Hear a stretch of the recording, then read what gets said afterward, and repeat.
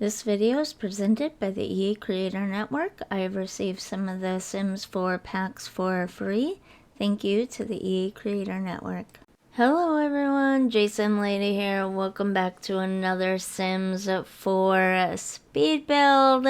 I could not resist. I had to build a cemetery. So this is for my save file. So it does include all the packs that I own.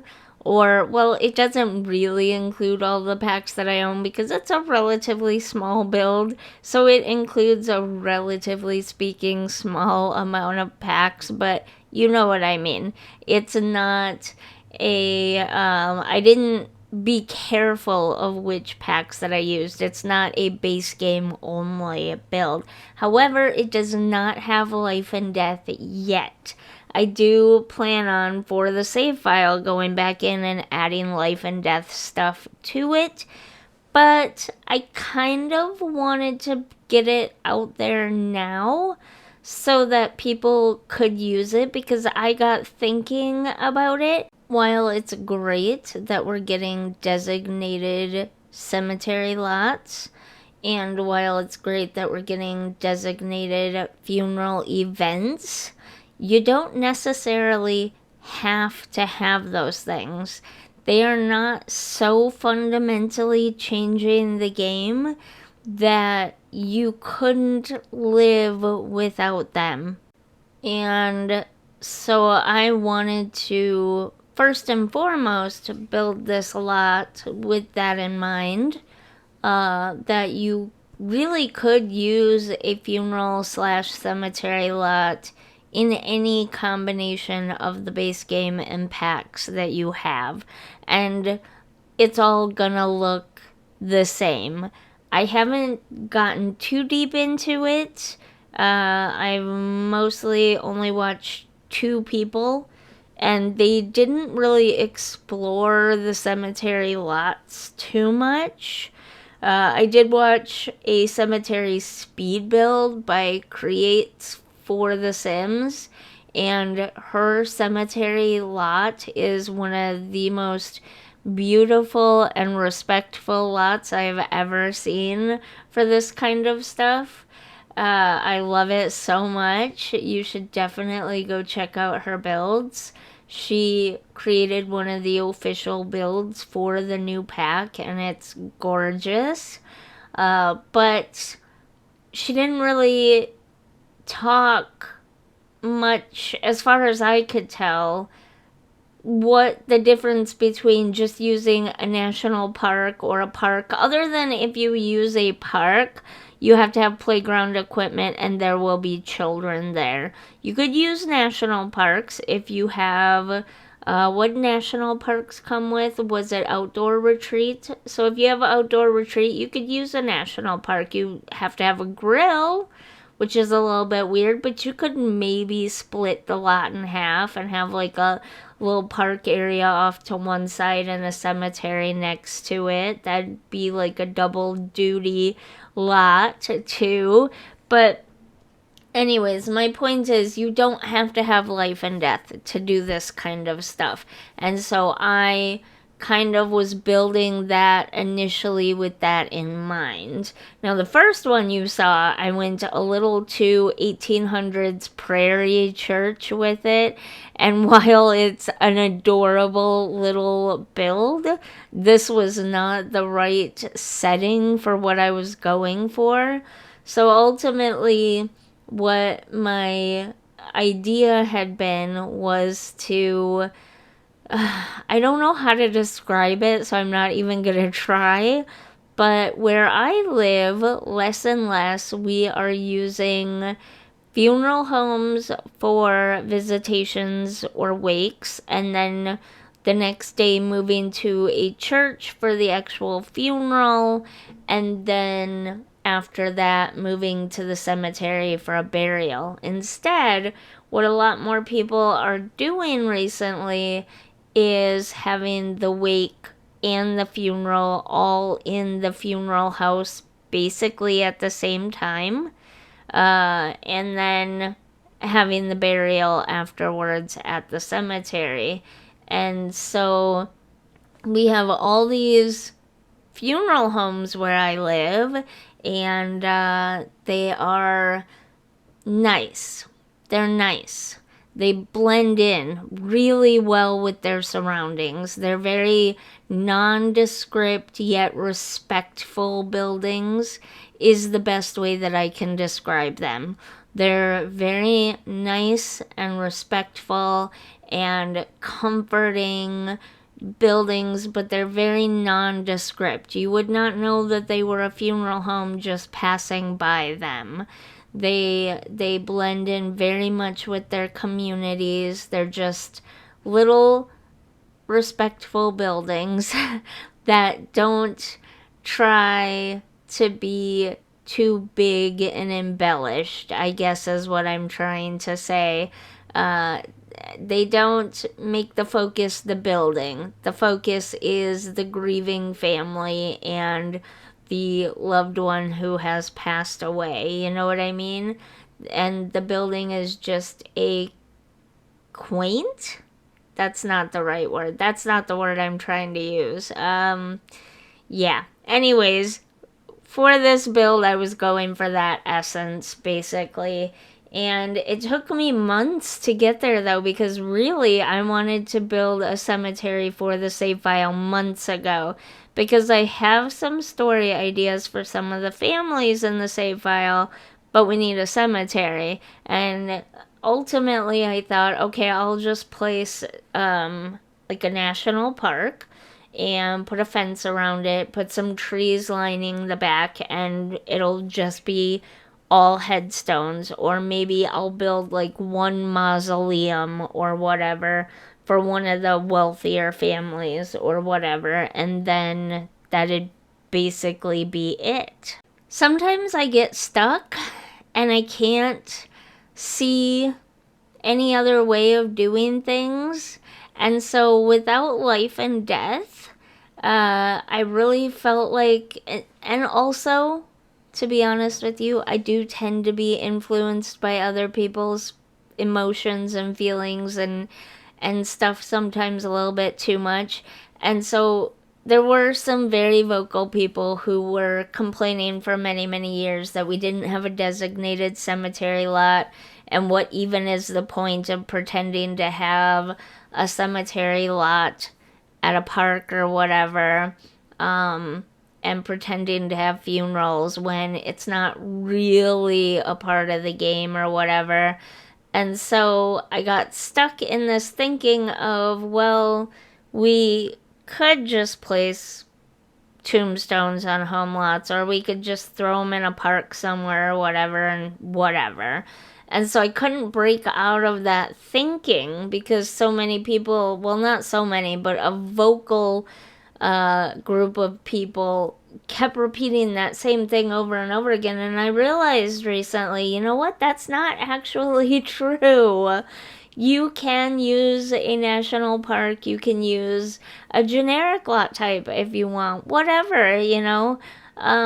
There's lots of different options to choose from and still have a funeral home where your Sims can invite guests over and serve food and stuff, and you can all talk and chat and mourn the urn or the headstone and then place it out on the lot. And it is essentially a funeral and cemetery then, because like what else is it, right? You don't have to have an event that rewards you with free items to have funerals in your game, you know what I mean? And so I finally started getting the inspiration for this, and then Life and Death was announced. So I built it after Life and Death was announced, but like the idea was formulated before that. Anyways, so I set it up. Once we heard about Life and Death, I set it up for 2 rooms. One for the room that would have the casket, and then one for the room for an urn memorial type of setup. And then I realized I didn't really like that. your Sims, and in real life, this is something that is traditionally done as well. Your Sims could and should serve food, like have a small meal or reception or whatever it's called during this time, and so we need a place for that. So there's one room, and for the save file, I plan on going back and adding the casket to that room, because you can put the urn inside of the casket and then you can mourn at the casket. And then afterwards, you can move the urn out to the cemetery yard area and turn it into a tombstone. So it works either way. If you prefer just to have the urns and not the caskets, you're downloading the save file later on, you can always remove the casket and just put a table there. As for if you don't have, won't get, don't want Life and Death expansion pack, you can just put a table there to put the urn on, and obviously you can mourn the urn at your funerals. You know what I mean? That's the beauty of something like this. It's actually very versatile, and it took me months to understand that. You don't necessarily need these designations and rewarded events in order to carry out this kind of stuff. Also, frankly, how many of us are going to do funerals for every single sim that dies? Because I'm guessing for the first month or two, we'll be doing funerals for all of our sims. And then after that, it'll be more like maybe one sim per, family or whatever will get a funeral. You know what I mean? Because if you do all the events of all the expansion packs, and we're not talking festivals here, we're just talking the rewarded events where you can get bronze, silver, or gold medals at, and get a reward at the end, dates. That was already in the game, I think, to begin with, and then they just sort of expanded it a little bit with Love Struck, I guess. But that was really already in the game. You could get rewarded for a good date in the game long before Love Struck came around. But birthday parties, baby showers, weddings, engagement parties, and now funerals. Like, your sim is just gonna be throwing an event every other day of their life, because there are so many you can do. How many of us are gonna do every single one of those? How many of us do baby showers for every single baby? How many times do we say, okay, I've thrown a wedding 15 times, now I'm just gonna have my Sims elope? How many of us throw full-on birthday party events for every birthday, for every sim in our family, and not just bake a cake and have them blow out candles, Unless you're like me and you forget the birthdays altogether. That's sad, but you know what I'm saying, though, right? These are not things that are going to happen constantly with or without the events anyways. So, yeah, I totally forgot the point of why I was saying that, but you get the idea. I think that this is so versatile, it will work with any combination of packs. I did use a few different packs, and I used like one item from each of the few different packs, which is annoying, I know, but it is for a mixed pack save file. And I'm pretty sure, though I would have to test this somehow, but at one point, if you didn't have all of the packs, it's not like the game forbids you to download and place the lots. It doesn't. But if you don't have one of the packs that there's an item of on the lot, then the game replaces it, I think, with a base game version. So, like, if you have 5 dining chairs and they all came from Snowy Escape, but you don't have Snowy Escape, the game will just replace it with a dining chair from the base game. Might not be the one you like or want or in the swatch that you want, but you will still have dining chairs there. That's how I remember it working anyways. I don't know if it's still that way. Let me know down in the comments if it's not. But you can download any of these lots and they will still work in your game. You're still allowed to download them. Worst case scenario is some of the debug stuff like these headstones that I put out just don't show up at all because there is no replacement for them, but that's fine. I put them there because I wanted an old part of the cemetery where the Sims have already long departed. They have departed to the netherworld, so they don't have a ghost here in SimWorld anymore. And there's no markings on the graves or anything to really know, like, these are old graves. And then I thought the rest of the cemetery lot could be filled up with people that or Sims that I put in there specifically because I have some story ideas for some families in the save file, but then you can fill up the rest with your own Sims. Does any of that make sense?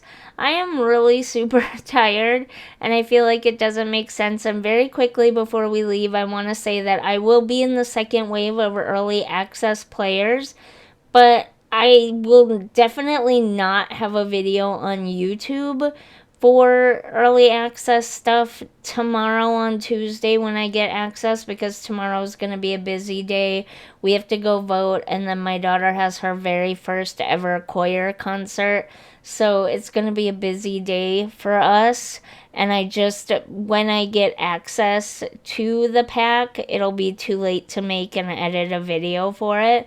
So I might have a video on Wednesday, but definitely on Wednesday I will for sure be live streaming on Twitch.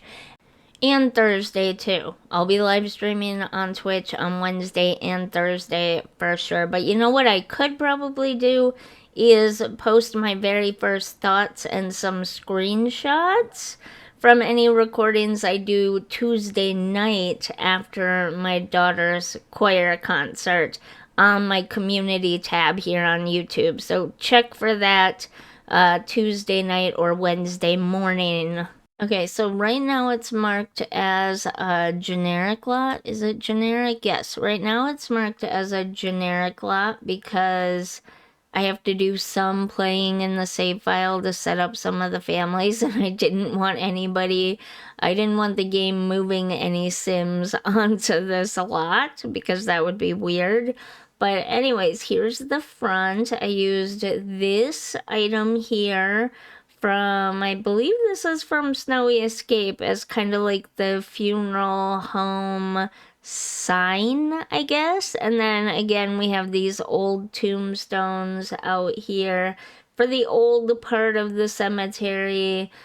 These Sims have all long departed.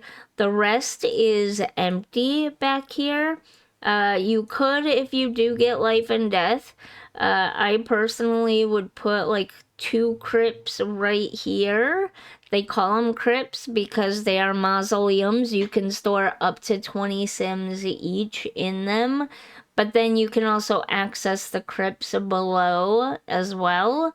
So they call them crypts in Life and Death. You could, and I set the windows up back here partially because of the actual funeral room and then the reception meal room, but also with it in mind that you could set the crypts up right here as well. Or you could put a couple along the back too. That works. I just didn't draw the path for that. But either way, it works. But my main thing is just that I'm gonna fill it up with tombstones. That I just wanted all the room possible for the Newcrest cemetery to have all the tombstones possible out here. So that was kind of the thinking behind that. So let's go inside. And we'll do the entry room first.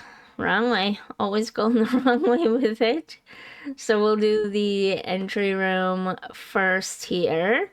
It's just a room where you can sit to wait for the bathroom or sit to wait for the funeral to start or whatever, but it's just a place to enter in and sit and wait.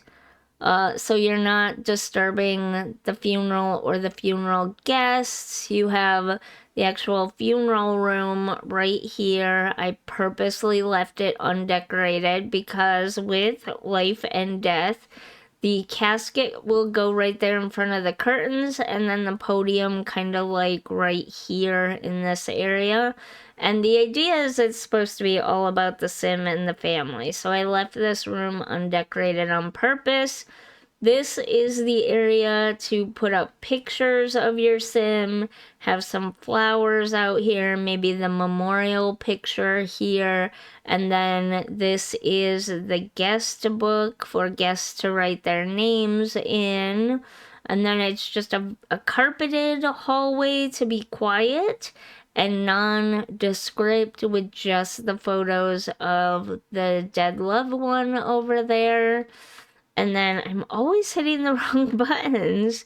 And then if we go in here, this is the reception room for eating, serving a meal or whatever afterwards. We've got a couple of tables here and a display area to place the food at. Basic stuff. Now, if we go back out to the front, we do have 2 bathrooms. They are just 2 bathrooms. There's no male and female version. It's just I made 2 separate bathrooms because, you know, I don't like Sims waiting in line. So I made 2 so there's plenty of space. And then this room over here is for the bereaved family to come and take a break and sit. And if they need a moment to cry or whatever, they can come in here and cry privately. I've seen a couple of funeral homes that have a room like this. I don't know if they all have this, but the couple of funeral homes that I've been in have one of these rooms. So I decided to add it in. And yeah, I mean, it's small. It's meant to be small. And it just kind of blends in with the Newcrest. It's nondescript. I feel like it's a very respectful final resting place for your Sims. Hopefully you enjoy it. Hopefully you can find use for it even without the Life and Death expansion pack, because that's why I'm uploading it now, and that's why I built it pre-expansion pack, so that you could see that it could be done even without Life and Death. But Life and Death will add some cool stuff, so it's great to have that too. But yeah, I guess I'm gonna leave it here now. I have nothing else to say. Anyways, on that note, I am gonna let you go. I will see you in the next one. Don't forget about the giveaway going on in my community tab here on my YouTube channel. It ends in just a couple of days, so don't forget to go sign up for that, and I'll see you in the next one. Bye!